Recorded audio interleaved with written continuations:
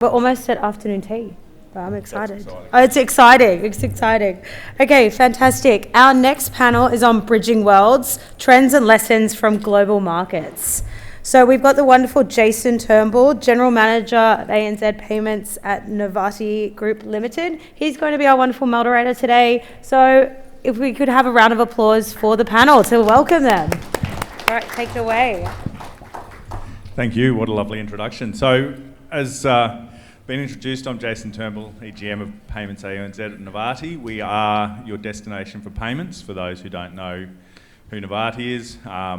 If you can think of a way of paying or being paid, we probably have the rails for it, specialising in supporting businesses growing and scaling with their payment solutions.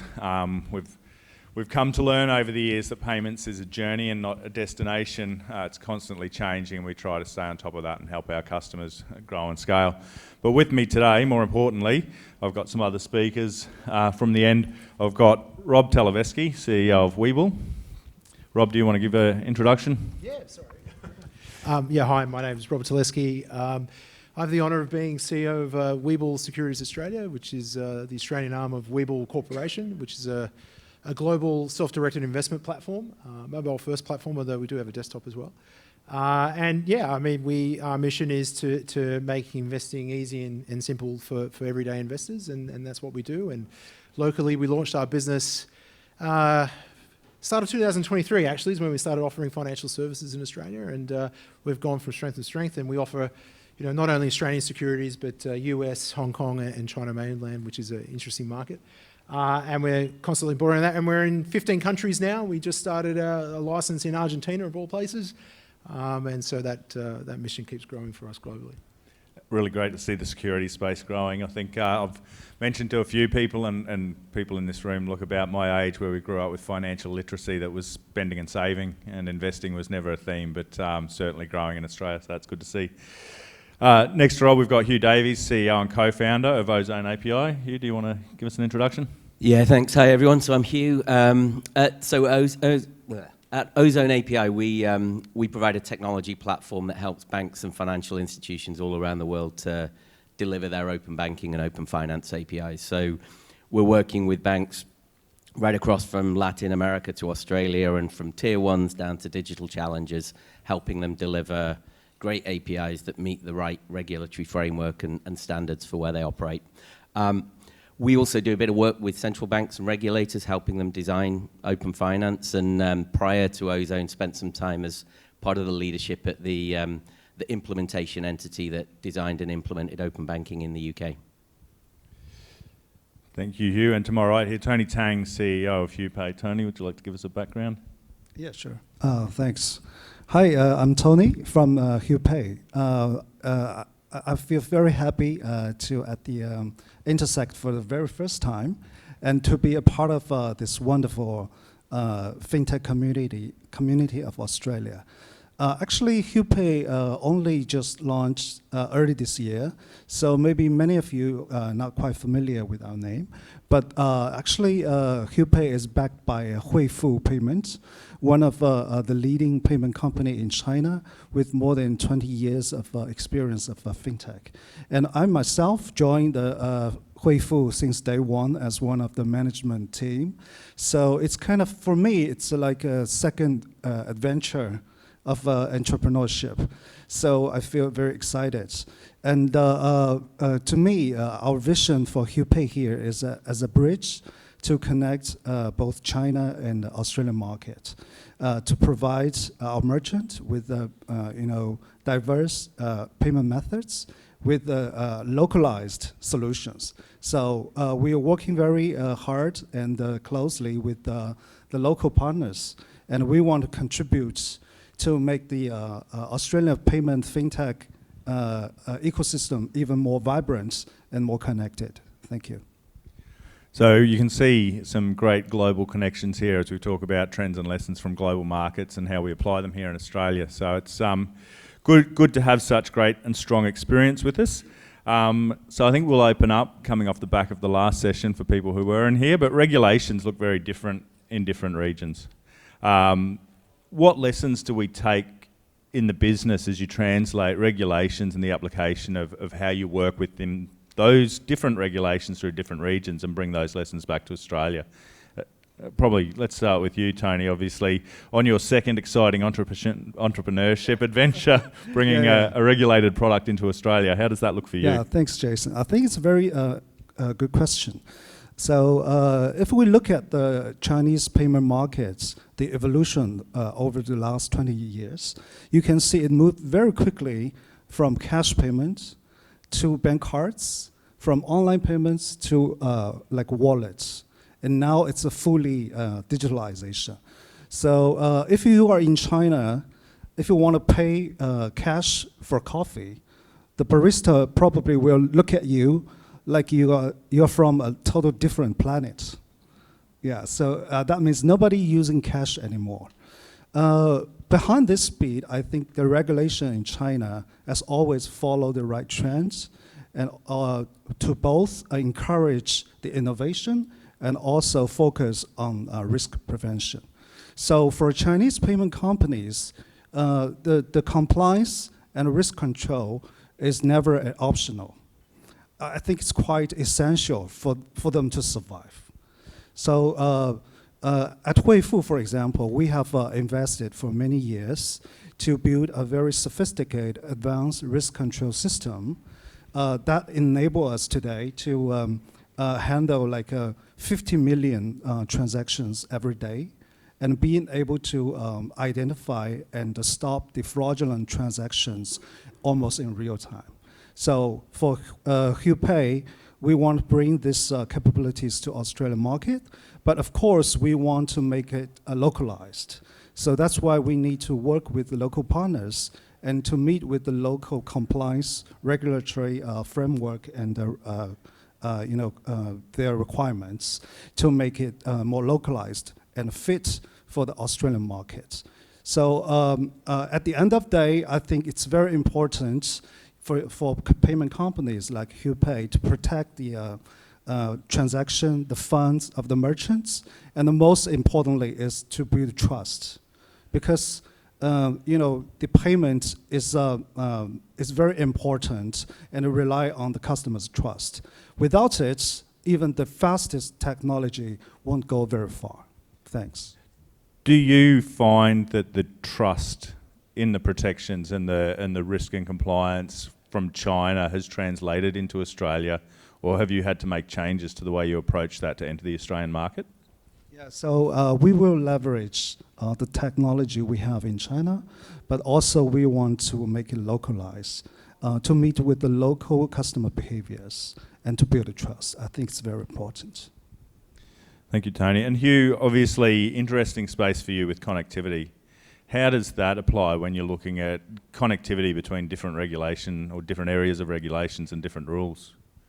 Yeah, it's quite a challenging environment. So if I look at open banking, open finance around the world, it looks different in every country. The regulatory frameworks are different, the standards are different. So we support all of the different standards around the world. I don't think any market has got the perfect blueprint yet. So we spend a lot of time talking to central banks and regulators as well around what are some of the key learnings. And there's typically 4 things that we tend to talk about. So the markets that have got it right have usually had a really good vision around what they're trying to achieve through open banking and open finance.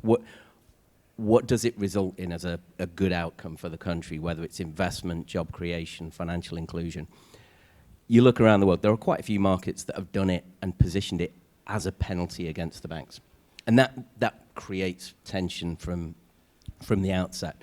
Another area where you see differences, so standards are really important. I know we'll talk a little around interoperability, but some markets have done a great job of standards, and I think Australia with CDR, there's a well-defined standard, there's conformance certification, it helps create a more effective ecosystem.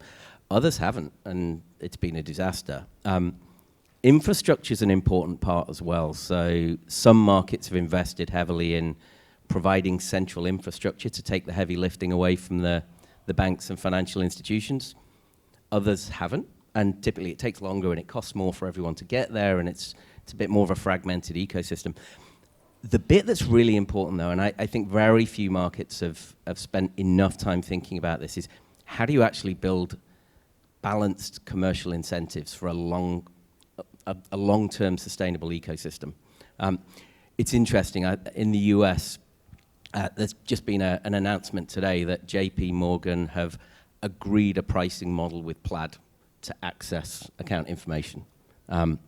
It's been hugely contentious, but what it does, it shines a light on the fact that actually, unless you have a commercial incentive model, and this is particularly important for payments, it'll never take off. You need commercial incentives, and you need kind of the rules of the road for what happens when things go wrong, liability frameworks. But as I say, we're working with banks pretty much across every market that open banking's happening, and it looks different. There's a lot of commonality, but very different conditions as well. So it is fragmented at the moment, which is a challenge.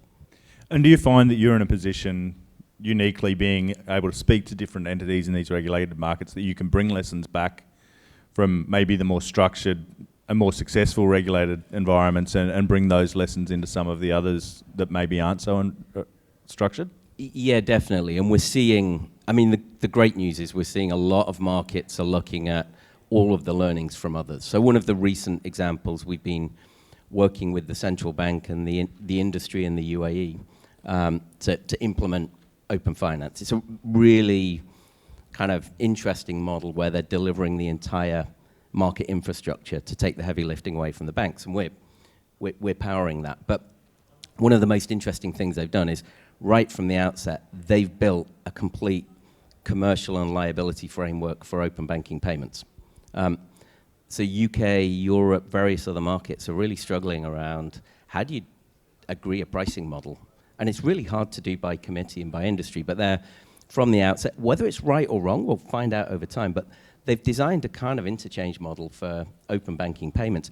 And I think we'll see the payments market accelerate much more quickly than any other open banking market from that perspective. Very interesting. Obviously, a lesson from Visa and MasterCard in terms of incentivizing uptake both on the supply and demand side, right?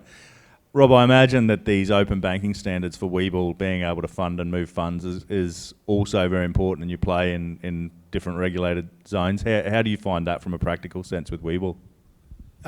Yeah, it's a challenge. Webull operates, we allow our clients to invest in a number of different capital markets globally.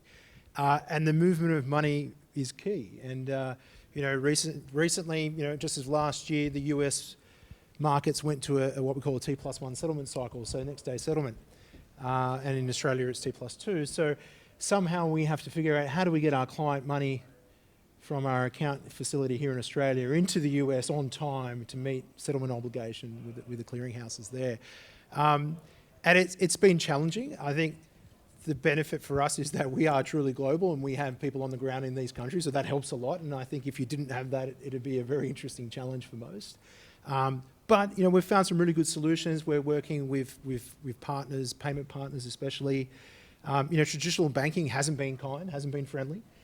We've had to really rely on, sort of the new age sort of payment rail providers to really help us move money. Although we're starting to see, international banks. We do quite a bit of work with JP Morgan. Interesting you mentioned them, and they've been great. But the Australian domestic banks haven't been, and so for us, it's always a challenge. We recently segued, or not really segued, but dipped into digital assets now, and that's another ball game, and it's instant settlement, and and unfortunately for us in the interim, until we get some of that technology uplift, we have to put our own balance sheet on the line to settle our client obligations, and then expect the money to be there 24 hours later. So it's a waterfall effect you don't necessarily want on your balance sheet. But that's the challenges we have as an Australian business, and as one that deals globally. So we're always looking for new ways of doing things.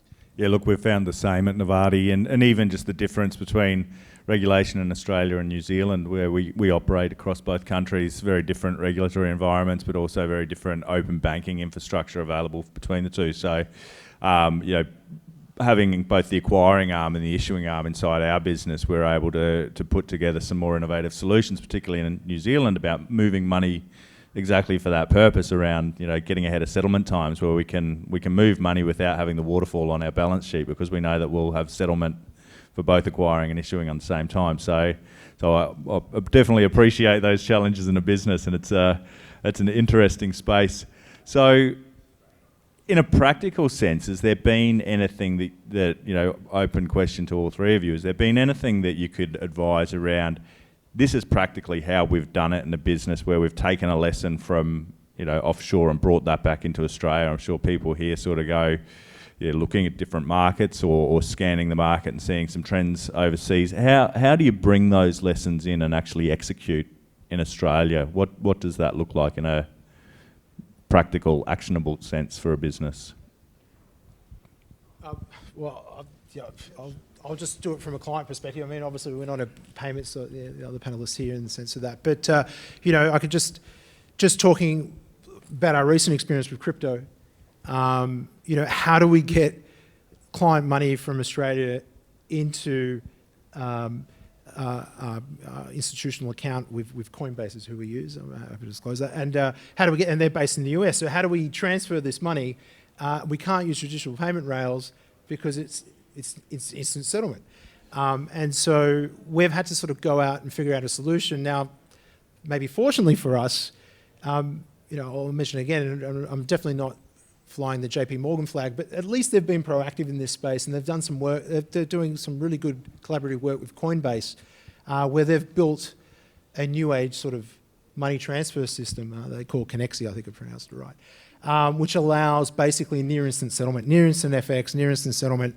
And that's been a godsend for us. So we're actually actively moving to that platform because it no longer means that we have to put a float with Coinbase. When putting a few $1 million USD with someone else's, on their balance sheet is always something you're going to be cautious of, especially in the world of crypto, and largely an unregulated world with a lot of private companies. Unfortunately for us, Coinbase is a public company, so you've got some counterparty trust there. But that was one unique challenge we had. Now, I mean, we looked at other ways, like do we mint, do we use USDC? Do we mint, US dollars here?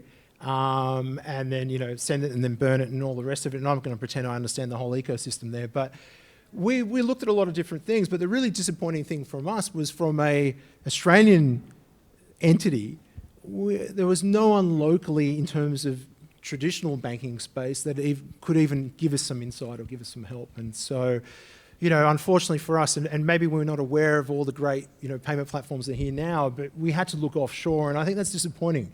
That, as a business that's operating in a Sydney office, that we couldn't find someone locally to really support us on that mission for that particular issue we had. So. Yeah, it's definitely an interesting environment, and particularly again when you get onto the digital asset rails and trying to navigate the regulation or the lack of regulation around that, and the acceptance with the likes of Austrac and ensuring that you're in the good books there. Do you find, Tony, that moving money from Asia back into Australia, are there lessons there that how businesses can practically access that market that might have not been available to them previously? Yeah, according to the regulation compliance, it can be very difficult to move money from like China to Australia. But I think there's another important trend I would like to share from the perspective of payments, which is digitalization. We all see it's a very good, very important big trend and opportunity for us all. But on the other hand, the interoperability, this I believe it can be a lot of challenge for the payment companies, especially in Australian markets, because we have so many different banks, many different payment companies, a lot of software and terminal providers, and not to mention this is a multicultural country. We have so many different consumer preference. So sometimes it's like you want to make many different plugs to fit into one socket. It seems like impossible, right? And in China, we try to tackle this problem by using our PaaS platform. We call it Dougong. Dougong is actually a Chinese name. It means it came from the ancient Chinese architecture model and the name. It's pretty much like Lego. You all played Lego, right?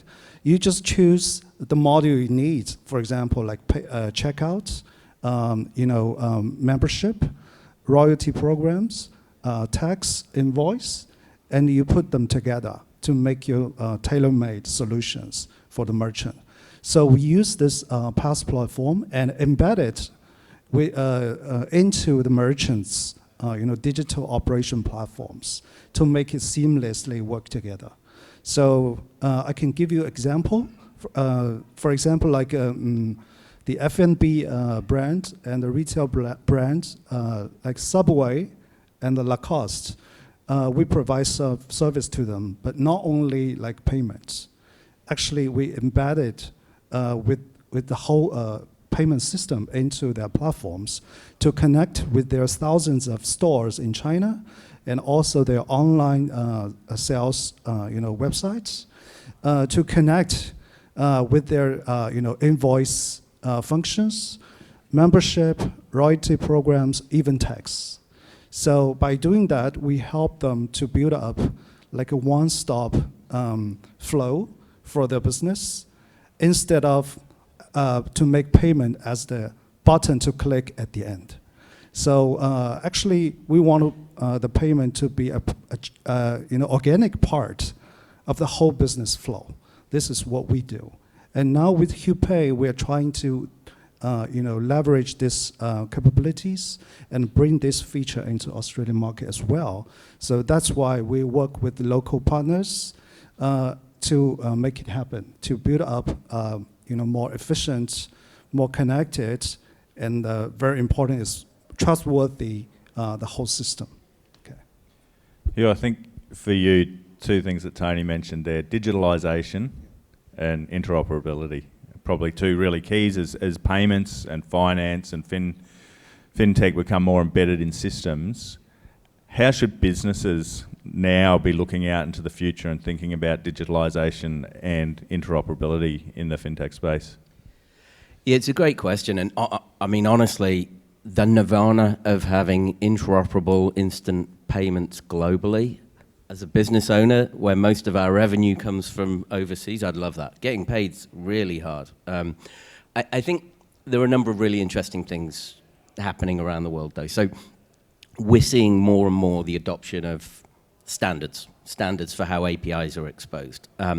That's really important to drive the interoperability. One of the challenges, however, is it looks a little bit different in every country. So there's some common components, but from an open banking, open finance perspective, every country has a slightly different version. It's not insurmountable, but it's a challenge. I'd argue, however, actually, this is less of a technology problem. This is more of a policy and a commercial problem. So again, that open banking, account-to-account payments landscape, in each country, who gets authorized and who is allowed to play it's a local consideration. You're authorized in one particular market. That's more of a policy perspective. And as I said earlier, one of the challenges is you actually need a commercial framework that works and creates the incentives for both sides to want to really make it work. That's missing in a few places. So I think the bigger challenges are more policy and the commercial model. But we're seeing some interesting things to tackle that. One of the really interesting things we're seeing at the moment, the Bank of International Settlement are actually running a project called Aperta, which is looking at connecting 5 different national open banking ecosystems to prove how you can drive interoperability and almost translation. So they're looking at 2 areas. One is around enabling trade finance, which is obviously a huge economic flywheel.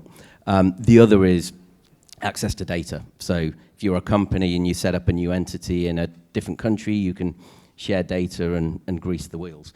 I think that'll help prove the technical solution around kind of standards translation, but more importantly, get the policymakers around the table and really understand how you make it work. And as a business, how would a business engage in that policy space, or how do they understand it?